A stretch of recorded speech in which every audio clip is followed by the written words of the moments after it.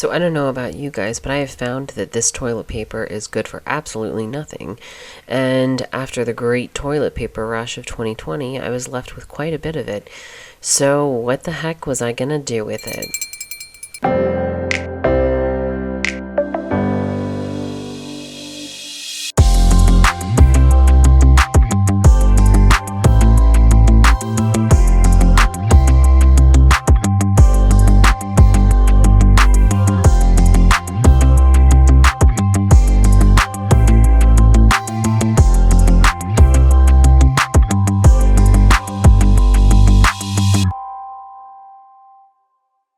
Alright, first let me start out by saying, if you like Scots, that's good on you, I'm sure they hire a lot of really wonderful people.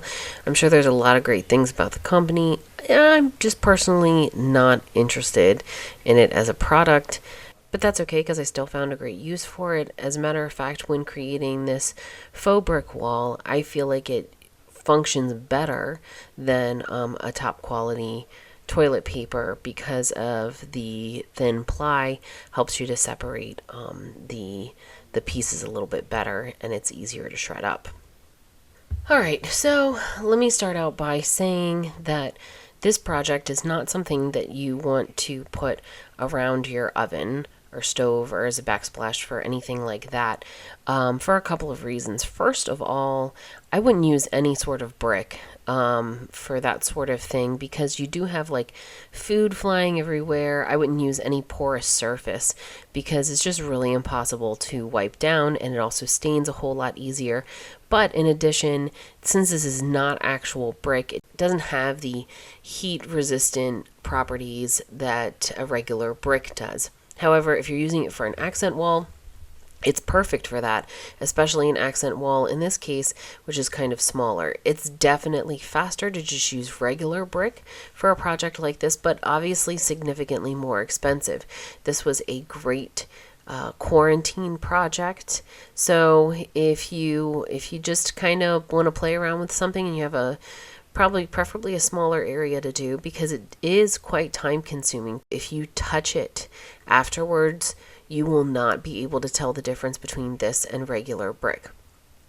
I've done a couple of different methods in the past, and this is the one that I really feel secure about.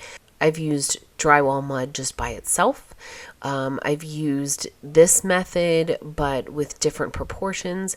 And like I said, this is just the best method that I found. So I first started out by drawing lines horizontally on the wall. I used a level to do this. You can just use a ruler and basically connect the dots, but I would make sure that they're level rather than measuring from your ceiling or your floor, because that might not be level, and in the end it would drive you crazy. So you definitely want to make sure that you're making level lines. These lines are 2.5 inches from top to bottom with a 1/2 inch gap. Once I finished doing that, then I went ahead and started drawing the vertical lines. I also used a level for this as well, and I made sure that they were plumb. So these, I made the bricks about 8 inches wide, and then once again with a 1/2 inch gap. This is going to make it significantly easier when you go to create your bricks, just to have them drawn out. Everything's going to get painted over in the end, so don't be too concerned about it. The nice thing is that once you do 2 rows and you stagger them, then you should have your lines marked out exactly where they're supposed to go, and then just using the level to make sure that they're all lined up and plumb is basically going to save you a ton of time. Next, this is my formula for what I used for, this is just 1 roll of toilet paper. Feel free to double the recipe or triple. I wouldn't go beyond that though, because you don't want it to harden too fast. I would first start out with just 1, get an idea of how long it's going to take you, and then you can increase your recipe from there. So I first started out with a single roll here. Once again, it is the Scots. I took 2 cups of water. I poured about half of it in, and then I flipped the roll over and poured in the other half. You can see it absorbs it relatively quickly, and then you should be able to just pop the center of the toilet paper roll right out. At that point, you want to tear it off into chunks, and then you'll start to tear it into smaller chunks. I would go for the size and the thickness of a nickel. So you by no means have to separate every single ply, because basically the mixer will do that for the most part if you use one, and it's just a good tool to have. So you'll get all those separated, and what I felt was helpful was just to sit in front of the TV and do this for a little bit, because it can get quite time consuming. At that point, I put it into a messy 5-gallon bucket that I've used for paint and all kinds of other things, and that is 1 full roll of toilet paper. To that, I added about a half a cup of drywall mud. Basically, we had some left over from building the house, so it was in a 5-gallon bucket, but I wouldn't recommend going out and buying a 5-gallon bucket just for this project. I would get maybe some Quickset that's in a powder form that you can mix up. Keep in mind that the ideal consistency for that will be somewhere around toothpaste. If it's a little bit runnier than toothpaste, not quite as viscous, that's okay. That's probably pretty good. Maybe just a little bit less viscous than toothpaste, excuse me. If you're running into pudding territory, you're going a little too far. Just remember, the nice thing about that is that you can always just add more Quickset if that's the case. From there, I added a half a cup of wood glue. I ended up just leaving it in the cup. Basically, this is just a measuring cup from the dollar store, so I'm not really concerned about if it gets all messed up or whatever. And the nice thing is that if you just leave the remnants of the glue inside the cup, once it dries, you could just peel it all out, and it'll be nice and clean all by itself. At that point, I went ahead and used a mixer attached to a drill. In this case, I think I used the hammer drill because it's a little bit beefier. If you don't have one of these tools, they are phenomenal. This one that I had already had some mortar left on it from when we were doing a tiling project, so it was already kind of messed up. But just know that if you don't clean it off, all of this stuff will stick to it. So if you want to make sure that it stays clean, it's probably a good idea just to have a bucket of soapy water, another 5-gallon bucket right next to it, where you can just run it through there when you're finished mixing, and then wipe it down real quick just to keep it clean. So next I started to apply this mixture to the wall. I worked carefully to push it in as far as I could get it to go. You don't want it to stick out that much for a couple of reasons. First of all, it'll stretch your batch a whole lot further if you push it in. And then also it will join the different pieces together. Please know that this can get very messy, so if you have like carpet or something underneath, you probably want to put a drop cloth down, because there will be little pieces and fragments that fall on the ground. So you might want to just kind of have a drop cloth of some sort, just so that you're not having to vacuum all that up later. Some of it actually may stick to a surface pretty well. As you can see, it's sticking pretty well here. If it doesn't stick super duper well, you may add a little bit more wood glue to your mixture, which I did in the future. Just know that it's going to stick much closer to the mud blade, which ends up becoming a really important part of this process. So in the past, I did it just kind of like this, where I have the messy edges, and I have to say that cleaning up the edges made all the difference in the world. So go ahead and go over the lines that you made.